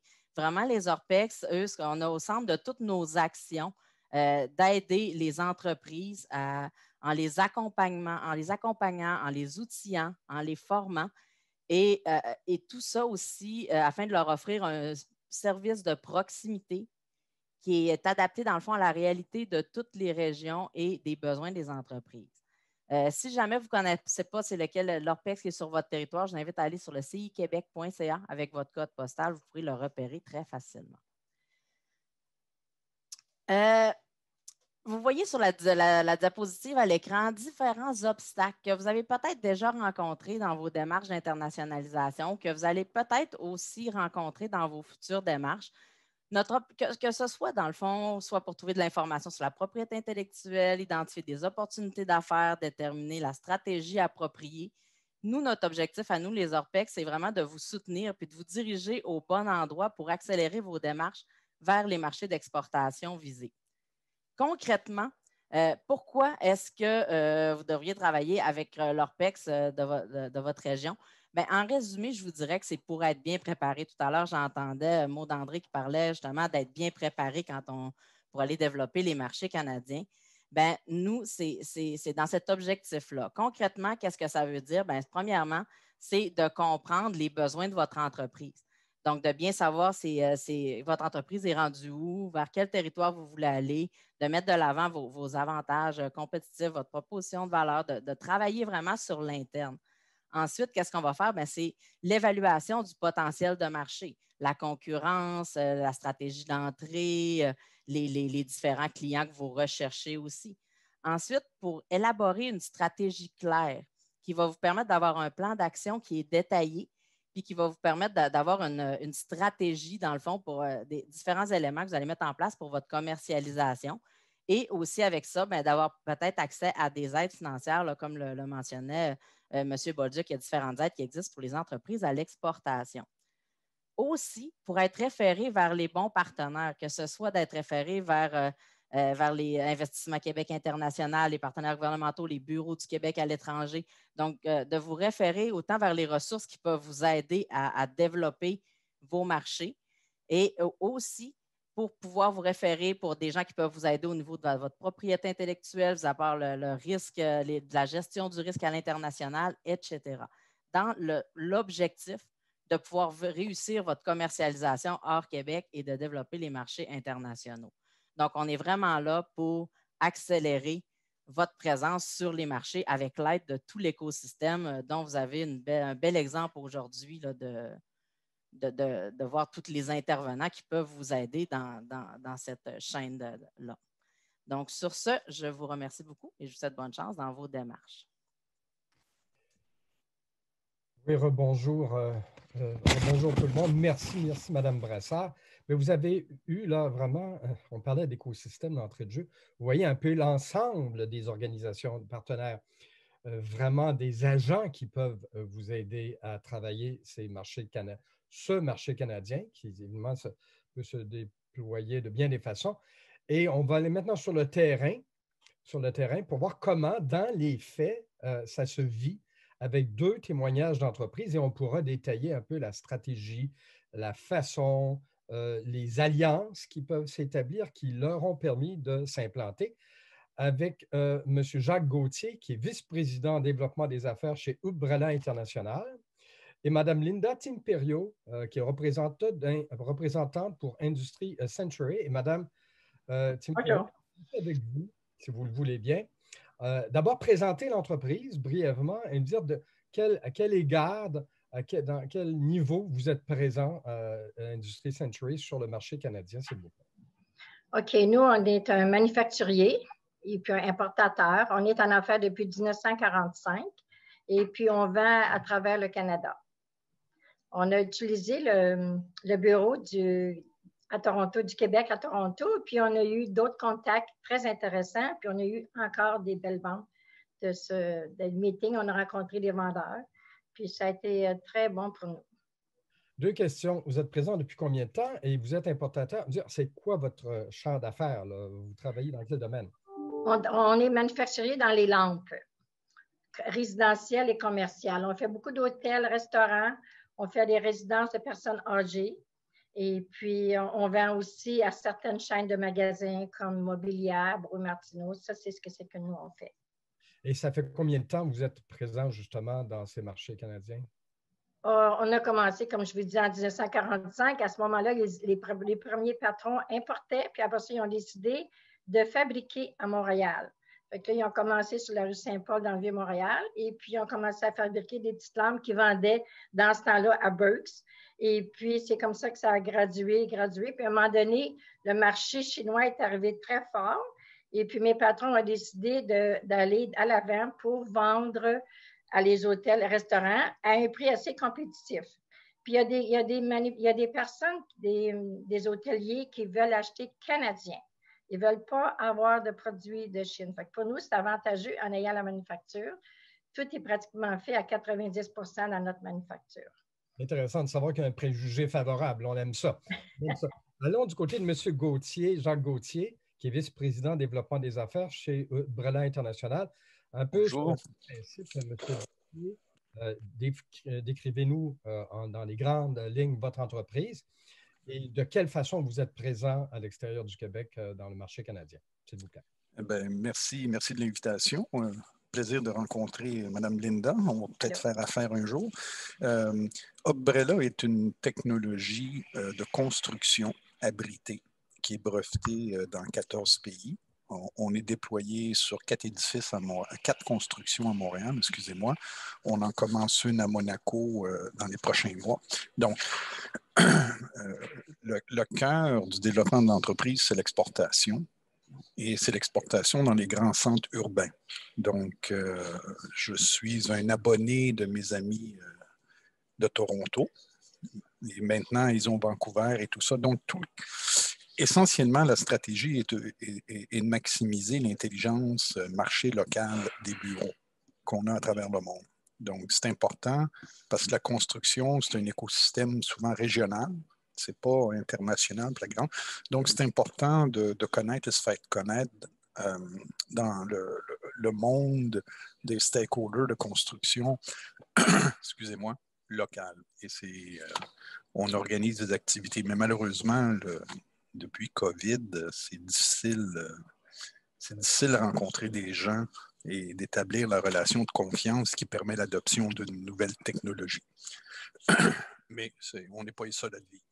Oui, non, je pense que ça y en a quelques-uns qui sont dans votre situation. Ceci dit, j'aimerais ça vous entendre détailler davantage la stratégie que vous avez mise de l'avant pour justement aller vous chercher des parts de marché à l'extérieur du Québec. Et là, dans le contexte canadien, s'entend. Comment vous y êtes pris? Non. Allez-y, continuez. Je vais y aller. Moi, OK. Je vais faire juste une petite parenthèse. Moi, j'ai eu différentes vies dans différentes entreprises et j'étais un abonné des services MDEIE. Ça a changé de nom et tout ça. Bref, c'est un outil de développement pour une entreprise du Québec qui est assez unique dans le monde. Parce que j'en ai eu l'expérience dans plusieurs endroits. Donc, mon approche est toujours la même chose. La même technique, c'est que je vais m'asseoir avec les gens du Bureau du Québec, les gens économiques dans mon secteur, dans ce cas-là, construction, puis je vais leur vendre ce pourquoi Brella fait monts et merveilles et comment c'est bon. Parce que c'est important qu'ils croient pour qu'ils deviennent mes champions, mais qu'ils croient, puis qu'on puisse après ça interpréter le marché local et raffiner à qui on va aller parler. Donc, c'est beaucoup intelligence locale, introduction aux gens qui sont clés dans mon processus, qui vont mener éventuellement une vente. Ça veut dire que vous, la présence de ces bureaux, des agents sur place, devient déterminante pour vous permettre de vous implanter. Absolument, absolument. Ils connaissent le marché, il y a les réseaux d'affaires qu'ils ont mis en place, les gens qu'ils connaissent, et c'est souvent ces introductions-là qui sont les plus porteuses. On fait d'autres activités, on le fait en virtuel, mais des foires commerciales. Je participe beaucoup à des missions commerciales, soit privées ou équipes. Mais à la fin, ça te prend cette chaîne de confiance dans mon marché pour que quelqu'un dise je vais essayer Brella. Madame Timperio, merci, monsieur, de cette expérience. Je vais passer à vous, Madame Timperio. Vous avez parlé d'une sorte de préjugé favorable pour vos produits au Canada. On est bien heureux. On prend ça quand ça passe. Mais de façon plus globale, pour reprendre ce que l'on vient de dire, est-ce que vous avez eu le soutien des bureaux? Est-ce que vous avez participé à des foires? Comment ça s'est passé de votre côté? Exactement. On participe toujours à des expositions à Toronto, dans l'Ouest canadien aussi. On a utilisé le bureau à Toronto et de ça, on a eu un groupe de vendeurs et puis qui travaillent très bien puis nous ont apporté des beaux projets. Et puis, on fait des lunch and learn qu'on appelle. Et puis, on fait des tours virtuels de la compagnie. Fait que là, les gens voient qu'est-ce que c'est qui se passe dans la manufacture. Ils voient les gens travailler. Fait que ça les... Ah, ils me disent, regardons ça, c'est vraiment fait chez vous? Oui, c'est vraiment fait ici. Fait que ça, nous autres, c'est avec ça qu'on travaille beaucoup. Ça prend... Faut pas lâcher. Il faut toujours travailler. Il faut toujours pousser les vendeurs, puis être tout le temps là à les écouter. Puis il faut qu'ils soient tout le temps... Il faut être à l'écoute des clients aussi. Il y a des gens qui veulent telle affaire, puis il faut être à l'écoute de nos clients. C'est comme ça qu'on fonctionne. Intéressant. Vous venez de dire que même en temps de pandémie, vous en tirez quasiment un avantage parce qu'on peut voir comment ça se passe chez vous par les canaux. Donc, justement, je vais vous dire quelque chose. Tous les acheteurs de magasins n'ont pas pu aller en Chine cette année ou n'importe où pour aller refaire leurs achats. Fait que là, ils étaient tous, wow, qu'est-ce qui se passe? Fait que là nous, on n'avait pas été en chômage durant la pandémie. On est occupés. Fait que c'est bien malheureux, mais nous, on est occupés pendant ça. Là, on n'a pas fermé, puis on est occupés tout le temps. Ça continue à aller comme ça. Puis je vais vous permettre de continuer un peu plus. Vous venez de parler d'un défi avec la pandémie, puis le fait que les réseaux n'étaient quand même pas aussi évidents qu'autrefois. Est-ce qu'il y en a d'autres, quand vous pensez là, à ces marchés, puis la façon dont il faut convaincre un acheteur, un enjeu ou un défi de plus qu'il faut surmonter pour bien réussir son entrée sur le marché? Il faut donner le service aussi. Le service est très important. Quand on fait un produit, on le vend, on s'assure que les clients sont satisfaits. S'ils ont besoin de quelqu'un pour installer l'installation, on a quelqu'un qu'on envoie sur place aussi. Fait que faut être à l'écoute des gens et puis il faut absolument être bien fier de son produit, qu'est-ce qu'on fait. Est-ce que c'est différent de faire affaire à Toronto que de faire affaire à Montréal ou de faire affaire dans l'ensemble du Québec? Est-ce qu'il y a des particularités?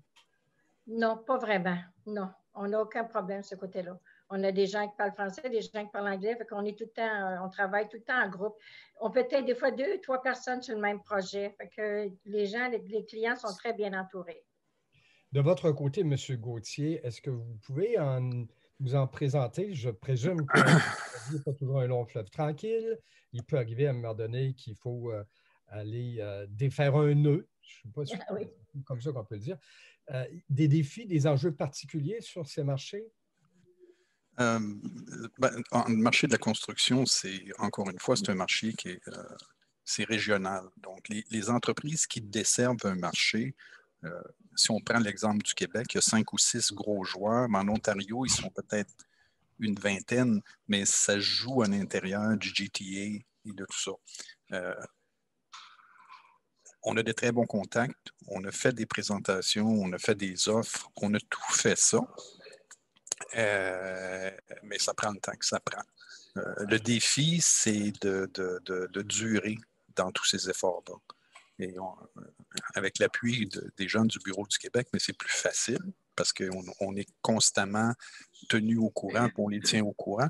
Mais pour une entreprise d'innovation technologique dans un marché un petit peu plus conservateur comme la construction, c'est le temps qui fait toute la différence.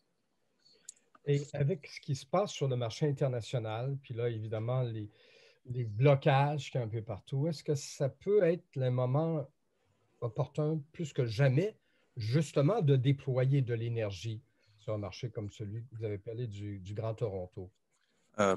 Écoutez, l'essentiel de mon rôle, 95% de mon rôle est dédié au marché hors Québec.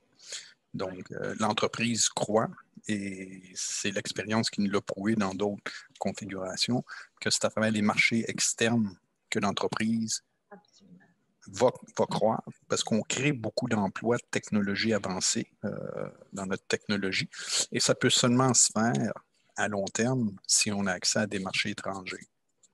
Mais le marché canadien devient encore, je présume, puisque là, il n'y a pas de quarantaine, il n'y a pas de tout ces avec lequel là, c'est peut-être conjoncturel, là, puis la conjoncture, ça fait longtemps qu'elle dure. Hein, mais encore une fois, la proximité que nous offrent les bureaux, que ce soit Vancouver, même maintenant ils vont couvrir Winnipeg ou Toronto, et je suis content d'avoir rencontré Ottawa, Monsieur Lavoie. Donc, ça nous donne une proximité qui nous permet d'assurer notre présence, la continuité, puis c'est comme ça qu'on finit par décrocher. J'allais vous demander, c'est un peu difficile de donner une sorte de morale à une histoire, de tirer une leçon, mais qu'est-ce que l'on peut retenir de votre expérience? Vous êtes dans un domaine, évidemment, c'est différent que quelqu'un qui est dans l'alimentation ou l'aéronautique, mais essentiellement, ça demeure une relation entre client, partenaire. Qu'est-ce que vous pensez qu'on devrait comprendre de la façon dont vous vous êtes pris, des résultats que vous avez obtenus? Si vous parlez à certains des gens avec qui je travaille, les résultats auraient pu être mieux, mais on va garder ça.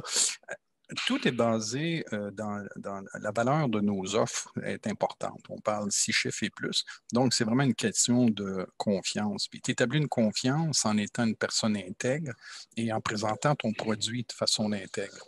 Donc, à ce compte-là, le Québec, puis je vais défaire un cliché, on est très bien perçu à l'étranger, y compris au Canada, comme des personnes intègres.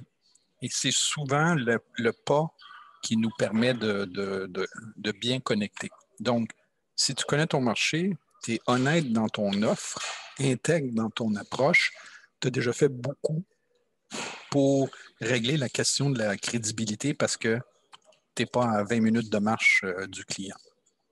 On appelle ça des intangibles, mais c'est intéressant de vous entendre dire que ces questions de valeur sont essentielles. Absolument. Permettent d'aplanir peut-être bien des obstacles. C'est les introductions qui sont importantes. Donc, et on l'a bien spécifié, à qui parler au bon moment et tout là l'effort qu'on essaie pour bien amorcer. Qu'est-ce que vous pourriez nous en dire de votre côté, Mme Timperius, sur votre expérience, ce que vous en conservez, d'établir ces liens avec vos clients du côté ontarien notamment? Oui, il a raison, c'est très important, les liens. Et puis, c'est ce qui arrive avec le service que tu donnes. Et puis, tu es à leur écoute. On a des clients qu'on a travaillé il y a 10 ans, puis 12 ans, puis 15 ans, puis qui reviennent. Puis il y en a, ça fait 5 ans, puis ils reviennent encore, Linda. On a besoin de telle affaire, telle affaire. On est tout le temps là. Et puis, en étant en affaires depuis tellement longtemps, puis le service qu'on donne à la clientèle, à nos clients, bien, ils reviennent toujours. Et puis, c'est pour ça qu'on est si longtemps en affaires aussi, là. Fait que c'est le service qu'on donne, c'est ça qui est important. On dit la feuille de route, ce que vous avez donné, l'impression que ça donne, vous permet de bâtir pour la suite. Absolument. Absolument. Moi, ça fait 42 ans que je travaille pour la compagnie. Ça fait que si je travaille si longtemps, il y en a que j'ai vu se marier, puis là, je vois leurs enfants se marier, puis viennent avec les petits-enfants. Fait que c'est ça. Je ne suis pas la propriétaire, mais c'est comme. Puis le secret de ça, c'est que tu travailles comme si ça t'appartient aussi. Fait que je prends ça à cœur autant que ça sera moi. Et les clients le savent, puis les clients reviennent tout le temps. Puis on vend beaucoup à travers le Canada et on vend beaucoup aux États-Unis aussi maintenant. Fait qu'on est. Cette question de continuité, là, pour pas que. Ça. Oui. Donc, pour ça, c'est important. Oui. Je vous demanderais, là, c'est l'auditoire qui est avec nous, puis on parlait de plus d'une centaine de personnes, 125, je pense, c'est peut-être encore davantage. C'est beaucoup des gens d'affaires, c'est beaucoup des entrepreneurs. Quels conseils vous pourriez leur donner là, pour qu'à leur tour, s'ils sont en train d'y penser ou qu'ils ont entrepris ces démarches, ça puisse mener à des réussites? Il faut travailler très fort, puis jamais lâcher, et puis persévérer, puis donner le meilleur qu'on peut donner, puis le service le plus possible. Ça prend ça. Il faut travailler, il ne faut pas lâcher. Il ne faut pas embarquer dans une compagnie que, non, il faut travailler fort, il faut toujours être à l'écoute, il faut toujours être là. Le conseil que je donne, c'est qu'il y a beaucoup de ressources disponibles à l'entrepreneur québécois.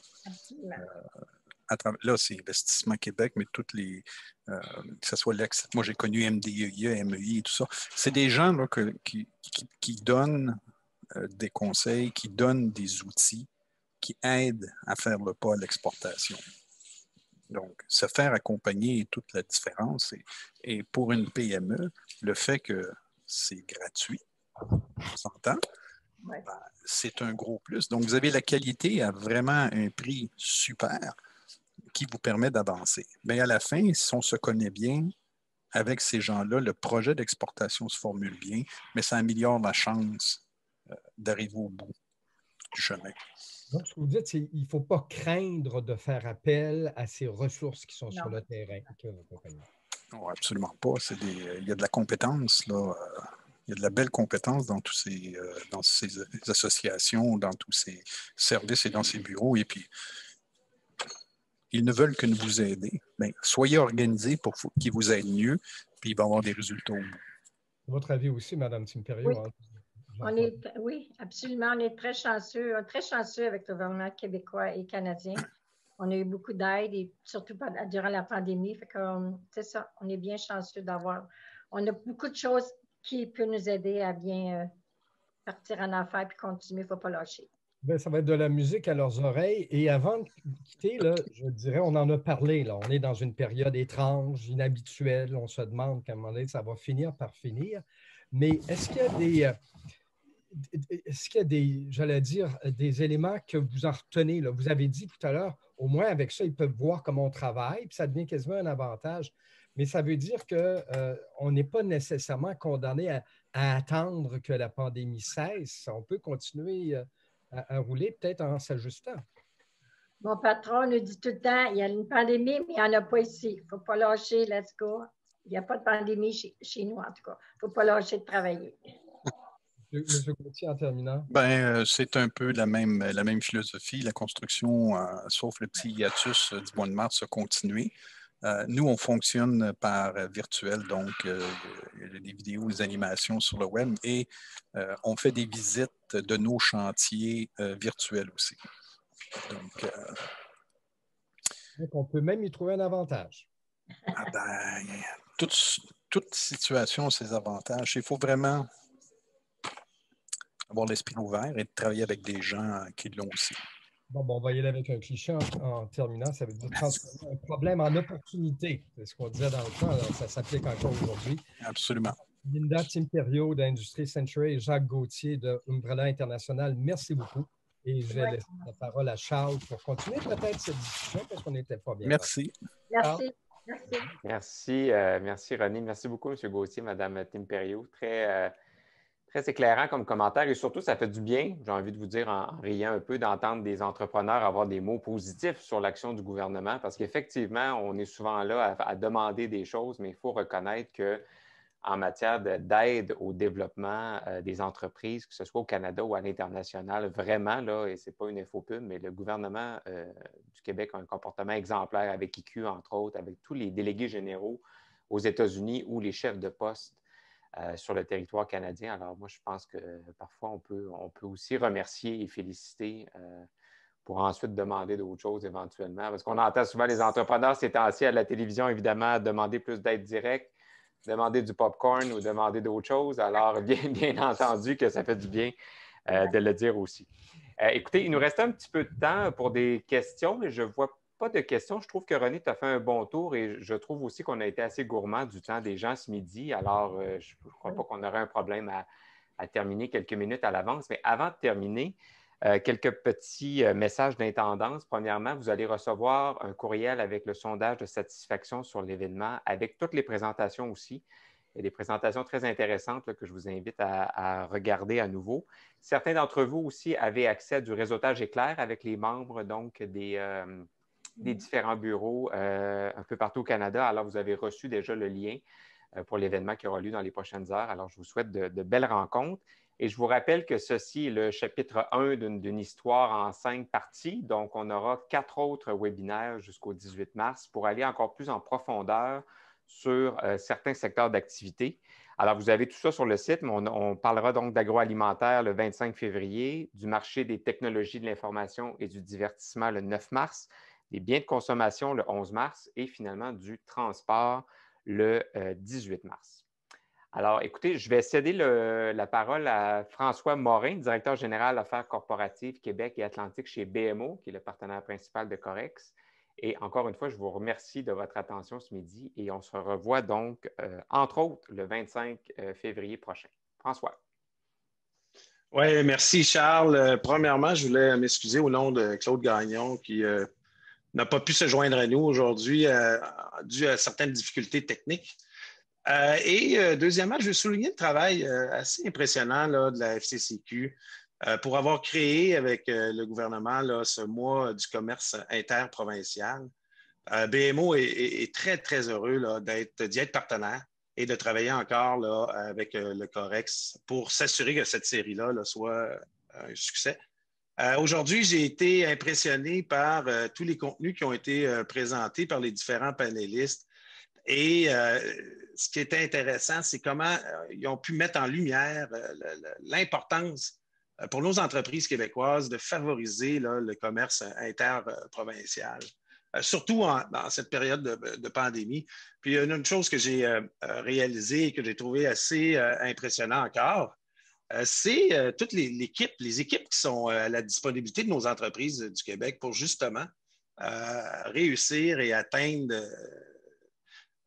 la croissance par le commerce interprovincial. Alors, j'ai trouvé ça très inspirant. BMO est très fier d'y participer aujourd'hui. Et je veux dire merci à tous. Et bonne série. Ne manquez surtout pas la prochaine le 25 février. Merci beaucoup. Merci François. Au revoir.